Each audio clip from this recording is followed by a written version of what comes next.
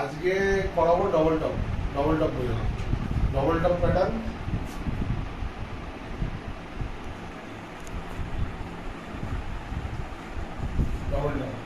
Double top কি টাইপের pattern? Double top হচ্ছে kind of reversal pattern. Double টপের সিন কীরকম হয়? ডবল টপ এই উঠলো, আপ ট্রেন্ড, সেখান থেকে একটা জায়গা থেকে রিভার্সাল নেবে, একটা পজিশনে আসবে, S1, আবার রিভার্সাল ব্যাক ওপরে, আপ ট্রেন্ড, এখানে একটা ডাউন ট্রেন্ড আসবে,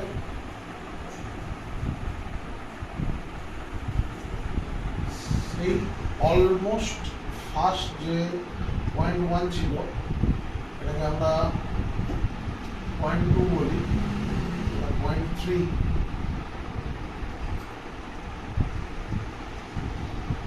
0.4,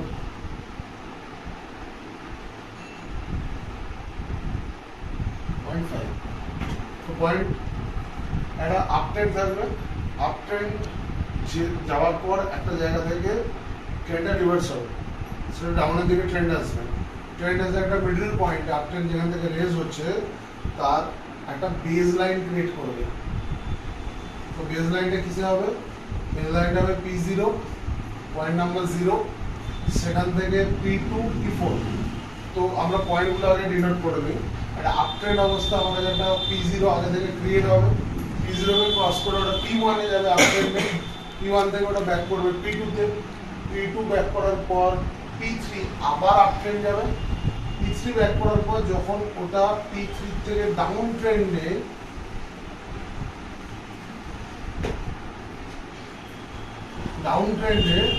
P4 পয়েন্টটাকে ব্রেক করবে, this will be hour entry point. তো এই যে একটা টপ অ্যানাদার টপ ক্রিয়েট করে, এটাকে ডবল টপ বলে। তো ডবল টপ কি হচ্ছে? Partially trend reversal top. আমার আপ ট্রেন্ড ছিল, আপ ট্রেন্ডটা কিছুটা কনসলিডেট করেছে, কনসলিডেশন হওয়ার পর দুটো ডবল টপ পজিশনকে টাচ করে এসছে, এটা অলমোস্ট সেম একই পয়েন্ট থেকে প্রায় ফেরে, বাট 2 থেকে 3% এর আপ ডাউন আমরা ক্যাপচার করতে পারি, সেটা ডবল টপের কনসিডারেশন আসে। যখন ওই P3 ডট টাচ করার পরে P3টাকে আমরা 2 to 3% ডেভিয়েশন হতে পারে with respect to P1, consider হতে পারে। হওয়ার পর যখন আবার ফার্দার ডাউন ট্রেন্ডে P4, মানে আমার যে বেজ লাইনটা টানা আছে, বেজ লাইন হচ্ছে বেজ লাইনটা কোনটা? বেজ লাইনটা হচ্ছে P0, P2, P4, এই তিনটে লাইনকে এক লাইনে টানলে যে লাইনটা ক্রিয়েট হয় সেটা হচ্ছে বেজ লাইন। বেজ লাইনে কাইন্ড অফ এর মতো দেখতে হবে জিনিসটা। তো আমাদের এন্ট্রি পয়েন্ট হবে কোনটা? P4। তো P4 will be the entry point. তো এন্ট্রি হলেই আমাদের দুটো জিনিস লাগে, একটা হচ্ছে স্টপ লস, একটা হচ্ছে টার্গেট। আমার স্টপ লস কি হবে? স্টপ লস হবে P4 মাইনাস P3 হবে আমার স্টপ লস। ওকে, P3 হবে এসএল, P3 হচ্ছে আমার এসএল। টার্গেট কি থাকবে? টার্গেট হবে P5।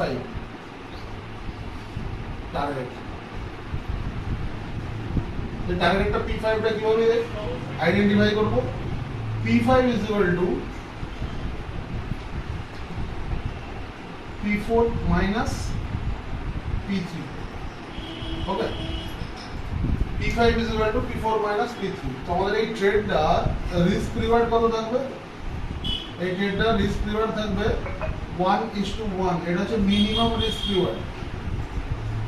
এক্সটেন্ডেড ফরমেশনে কত যেতে পারে? এটা 1:2। এটা ডবল টপ। তো ডবল টপ ফরমেশন এবার আমরা ইলাবোরেটলি বোঝাবো ডবল টপ ফরমেশন কিভাবে হয়। ডবল টপ ফরমেশন হচ্ছে যখন মার্কেটে demand is greater than supply. তো মার্কেট আপ ট্রেন্ডে থাকবে। তো মার্কেট থাকবে আপ ট্রেন্ডে।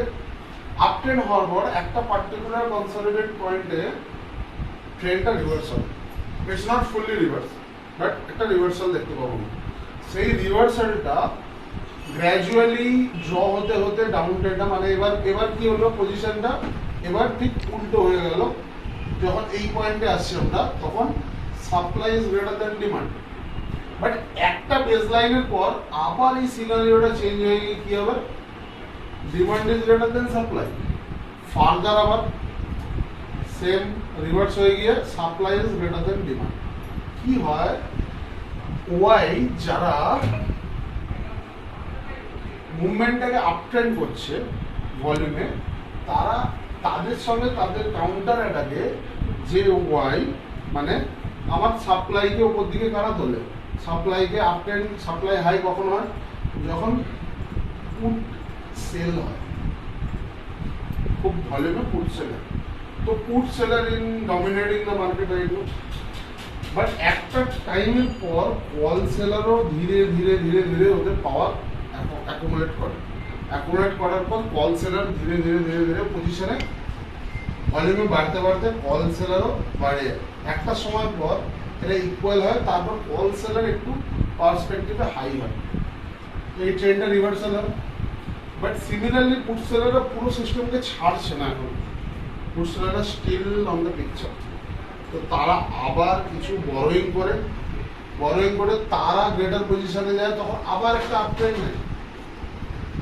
তারপর যে কল সেলাররা প্রেসার ক্রিয়েট করে, সেই প্রেসারটা এরা পুট সেলারদের এন্টায়ার, মানে ফার্স্ট যে পাওয়ারফুল কন্ডিশন ওরা তৈরি করেছে, যার জন্য আপ ট্রেন্ড হয়েছে, ওদের ম্যাক্সিমাম লিমিট অ্যাচিভ করেছে।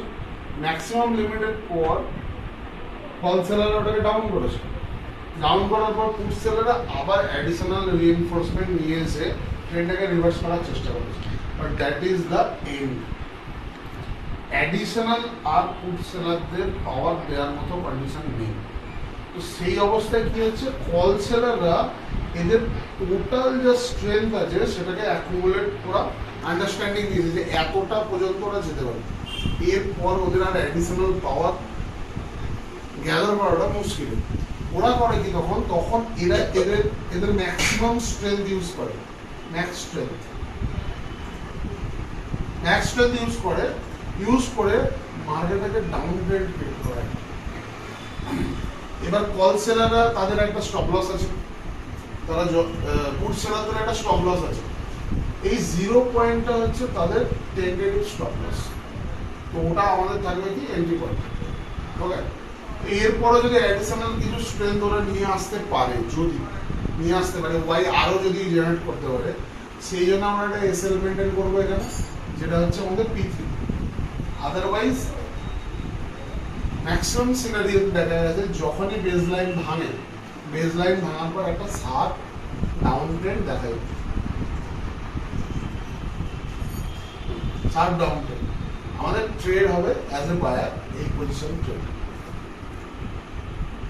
তো এটাকে অনেকে ডবল টপ বলে, অনেকে এম টাইপ ট্রেড বলে। আচ্ছা, এর ক্ষেত্রে আমরা যখন ট্রেড নেব, আমরা কি কি ক্রাইটেরিয়া মেনটেন করবো সেটা দেখতে হবে।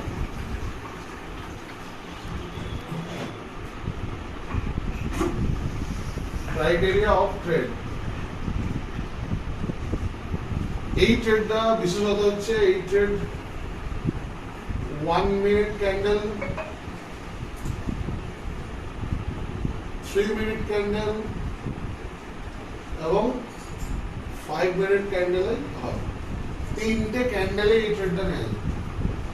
1 মিনিট ক্যান্ডেলে কি হয়, ভোলাটিলিটি অনেক হাই থাকে, তো ফাস্ট ট্রেড হবে।